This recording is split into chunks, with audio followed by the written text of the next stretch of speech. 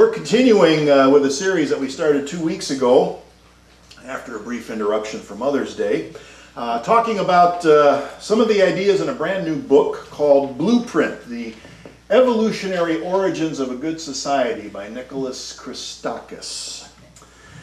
He shows that despite a human history that's filled with violence, and we can't deny that, despite that history of violence, we can't escape something that he calls our social blueprint for goodness. And he says that over time, we're creating this positive feedback loop which enforces this natural tendency that we have to build a better world that helps us to make the world a better place for more and more people. And of course, I'm always looking for the unity tie-in. And the first thing that it made me think of when I started reading the ideas in this book was that it brought up one of our basic unity principles, number 2. That's the one which says that humankind possesses an innate quality which we call divinity, which makes us inherently good. And the author agrees, although he would not use the word divinity, but nonetheless, this book is one of the first that I've seen which makes that case from an academic and a scientific perspective. What's really important about that is that with that language and from that perspective, we're going to reach more people. It's going to reach them for us, and maybe we'll be blending together with these ideas. That's the important part of this. Now, another thing that it brought to mind, the other unity tie-in, is our vision statement. Every week we talk about co-creating a world that works for all, which is what he means by a good society. 2 weeks ago, I ended with this quote. He said, "For too long, in my opinion, the scientific community has been overly focused on the dark side of our biological heritage, our capacity for tribalism, violence, selfishness, and cruelty. The bright side has been denied the attention it deserves." Well, what do we say that we're doing here as part of our mission statement? We're advancing a positive message to help us to do more of what seems to be working, and he's echoing that. We need to be advancing a more positive message. We need to motivate people and give them a sense of hope. So, while the scientific community was all focused on the dark side of our biological heritage, the dark side of life, it was left up to religion to try to offer that ray of hope. But world religions are what you might call a mixed bag, right? Very few religions have a genuinely positive view of human nature. Most of the world religions seem to think that we need to be saved from our awful selves by some sort of supernatural intervention. And there are many religions that seek to stamp out, wipe out, or otherwise control or oppress anyone who doesn't follow their particular belief system. That's been a real problem. You know, all through the Easter season, we talked about how Jesus offered his own blueprint for the good society, the one that he called the kingdom of God. But for some reason, people seem to insist on ignoring the Sermon on the Mount, which talks about the peacemakers and the meek and the humble, this blueprint that he gave for a more just, tolerant, and peaceful world. They tend to ignore that, but it's still there. The Sermon on the Mount and all of the things that Jesus talked about in terms of his blueprint for a good society are still there. All you have to do is read the Gospels. So we have to look for it. The wisdom traditions have something to offer. It reminds me of something that Sam Harris wrote about in a book called Waking Up, which came out back in 2014. So here's what he says about religions. He says, "I had viewed organized religion as merely a monument to the ignorance and superstition of our ancestors. But I now knew that Jesus, the Buddha, Lao Tzu, and the other saints and sages of history had not all been epileptics, schizophrenics, or frauds. I still considered the world's religions to be mere intellectual ruins maintained at enormous economic and social cost. But I now understood that important psychological truths could be found in the rubble. They've always been there, humankind created that rubble by the way they misinterpreted some of the things that were said. So we reserve the right to recover those truths, to recover that wisdom, and then add to them with the best of what we're learning to be true about the world today. So here's a couple of key propositions from this book, things that Dr. Christakis believes are true about humankind. First, he says, natural selection has shaped our lives as social animals, guiding the evolution of what I call a social suite of features, priming our capacity for love, friendship, cooperation, learning, and even our ability to recognize the uniqueness of other individuals. And he goes on to say that genes affect not only the structure and function of our bodies, not only the structure and function of our minds and hence our behaviors, but also the structure and function of our societies. This is what we recognize when we look at people around the world. This is the source of our common humanity. It's written in our genes. It's something that's innate. And of course, I don't know about you, but that's something I need to hear these days. That's something I need to hear over and over. I need to hear that despite the awful things that people do out of ignorance, greed, anger, fear, all those things, we still have this basic primary capacity for love, friendship, cooperation, learning, and appreciation of diversity. Those are the things that are the core of our humanity. All right, I hear that. I like it. I need to hear it. But the skeptic in me says, well, how do we know this is true? Where's the evidence? Remember Clara Peller, where's the beef? I say, where's the evidence? Where's the evidence? Well, Dr. Christakis says it all starts with watching what children do. All around the world, when you watch what children do, you find some common things. Now, I'll tell you, first of all, I wonder about this. But he says, watch what children do when they're unsupervised. All the way back in 1938, there was a social historian named Johann Huizinga who argued that human civilization has added no essential features to the general idea of play. Human civilization has added no essential features to the general idea of play. And again, I had my doubts as I was thinking about the kind of things I did as a child. A lot of the play that I was involved in as a child seemed to be focused on different variations of warfare or violence or things like that, which doesn't seem to be a very helpful model if we want to create a good society. You know, every stick could become a rifle when you're a kid with an imagination and you run around shooting at each other and those kind of things. Maybe I was the only one that ever did that. I lived in a strange place in the Midwest perhaps, but I'll own it. But then I remembered that nobody really got hurt. And we all had to agree on rules. We had to agree on boundaries. We had to agree on leadership and things like that. And above all, it had to be fun. It had to be enjoyable for everyone, which meant that if you were on the losing side today, you got to be on the winning side next time.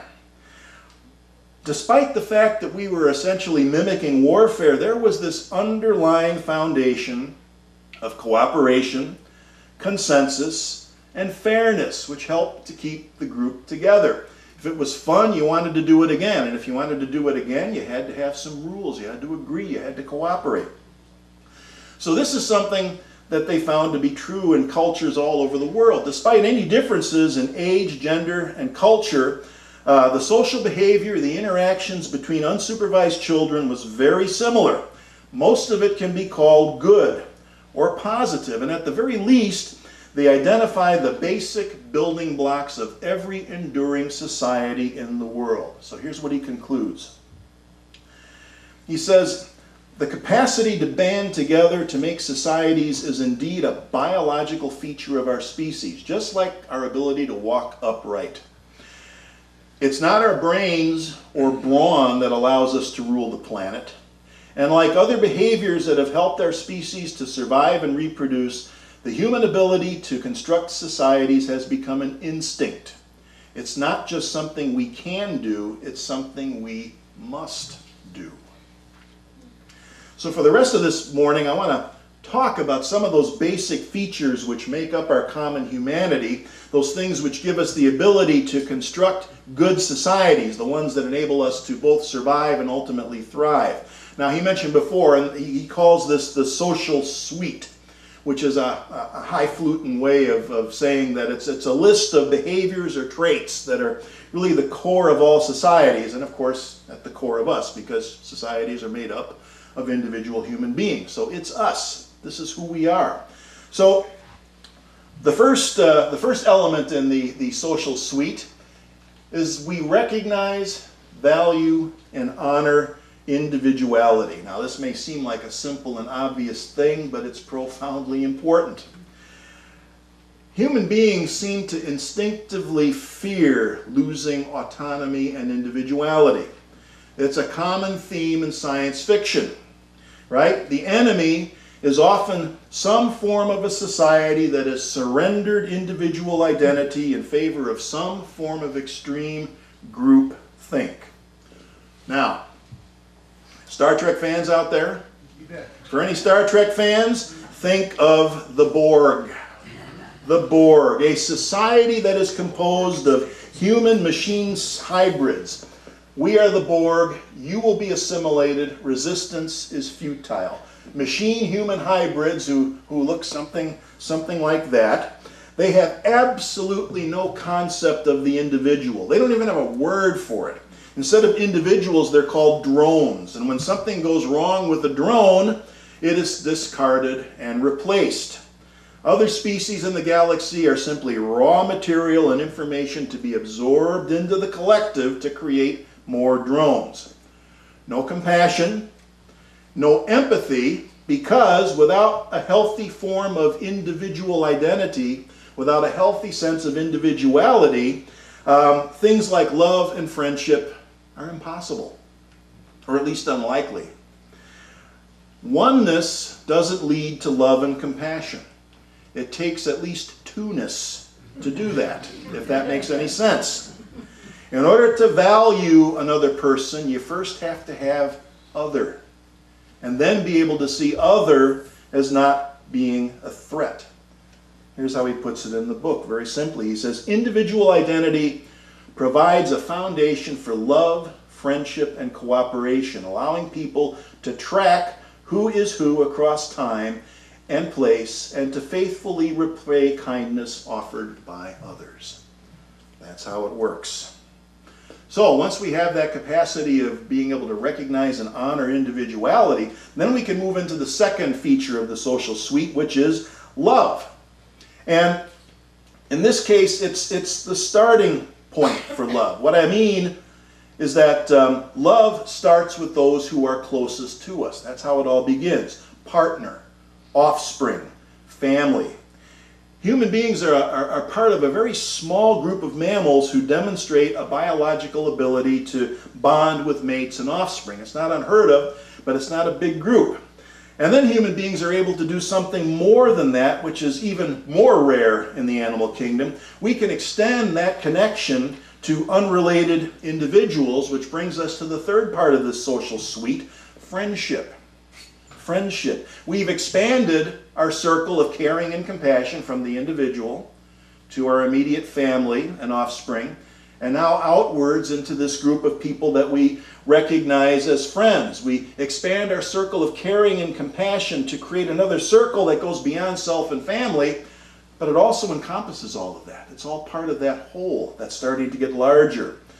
And from friendship, we go on to develop other forms of social interaction, which he calls social networks. Now, you hear that term social network, and most of the time we think of that movie, right? I mean, it's unfortunate that they called the movie about Facebook the social network, because it creates the erroneous idea that Facebook or any of these other online things are the social network, when in fact it's just one of many different forms of social networks that have absolutely nothing to do with your cell phone or the internet, okay?